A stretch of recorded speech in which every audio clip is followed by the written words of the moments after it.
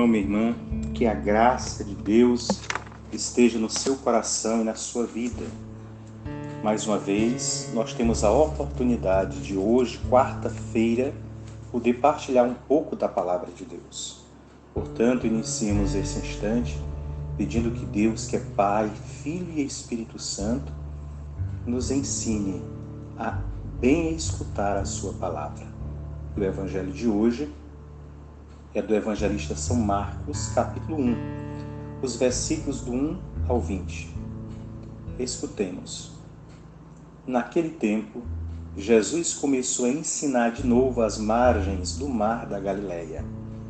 Uma multidão muito grande se reuniu em volta dele, de modo que Jesus entrou numa barca e se sentou, enquanto a multidão permanecia junto às margens na praia.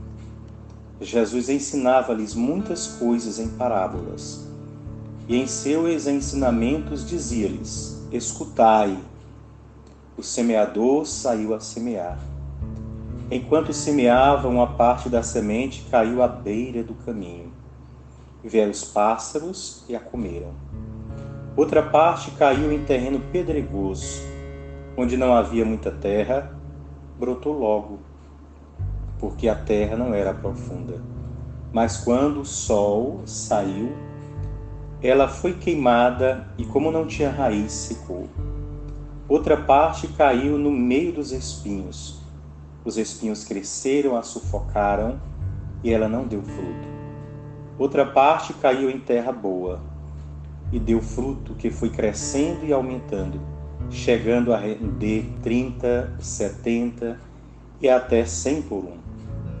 E Jesus dizia: quem tem ouvidos para ouvir, ouça. Quando ficou sozinho, os que estavam com ele, junto com os 12, perguntaram sobre as parábolas. Jesus lhes disse: a vós foi dado o mistério do reino de Deus. Para os que estão fora, tudo acontece em parábolas, para que olhem, mas não enxerguem, escutem, mas não compreendam, para que não se convertam e não sejam perdoados.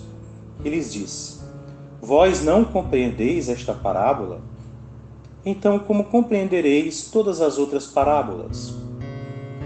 O semeador semeia a palavra. Os que estão à beira do caminho são aqueles nos quais a palavra foi semeada. Logo que a escutam, chega Satanás e tira a palavra que neles foi semeada.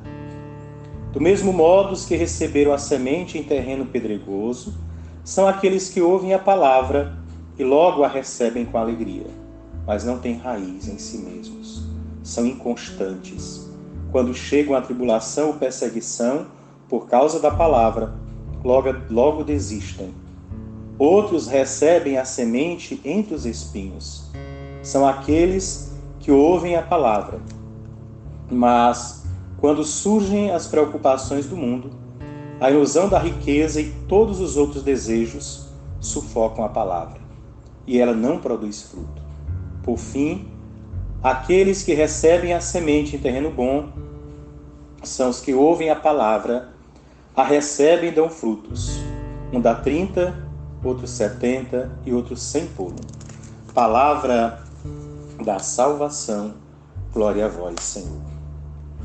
Meu irmão, minha irmã, o Evangelho traz a parábola do semeador, composta de 3 partes. A parábola propriamente dita, que vai dos versículos do 1 ao 9, em que consiste e qual a finalidade do uso das parábolas ensinada por Jesus. Dos versículos 10 ao 12, a explicação da parábola. O cenário é imponente. As multidões, o mar, a barca. As multidões são os destinatários da pregação de Jesus. O mar, as distâncias que precisam ser vencidas para que aconteça o encontro entre Jesus e seus ouvintes. A barca, a margem da comunidade que começa a se formar em torno de Jesus. A parábola do semeador começa com um convite: ouvi, escutem, e termina como que dando tempo para os ouvintes tomar sua decisão, dizendo: quem tem ouvidos para ouvir, ouça. Toda parábola é um convite e uma chance para a nossa tomada de decisão.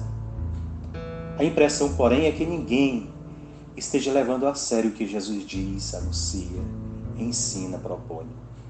A maioria gosta que ele faz, sobretudo os milagres, mas o que ele diz põe todo mundo contra ele.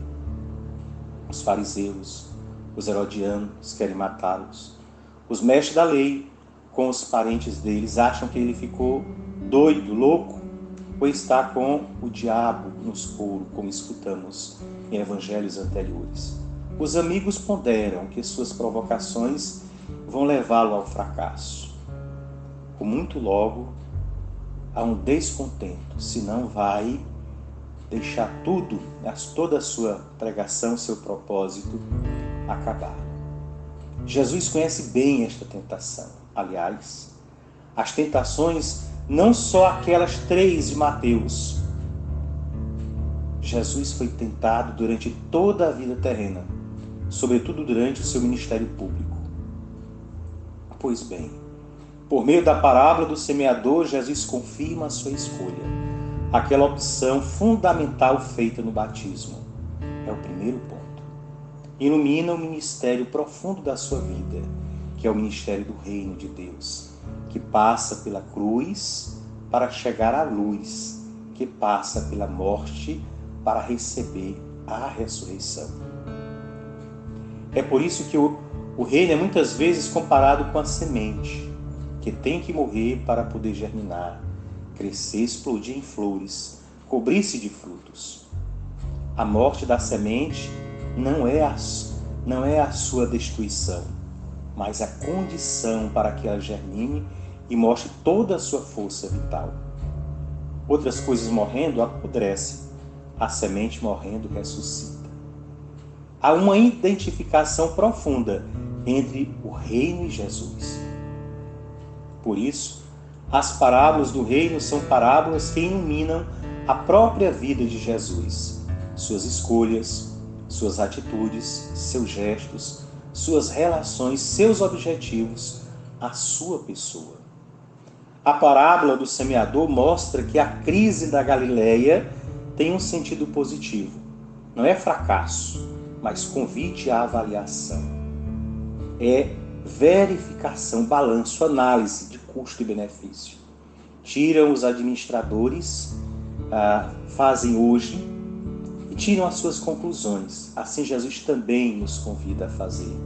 As hostilidades contra Jesus, que terão seu desfecho no final na cruz, não esvazia a salvação oferecida por Deus.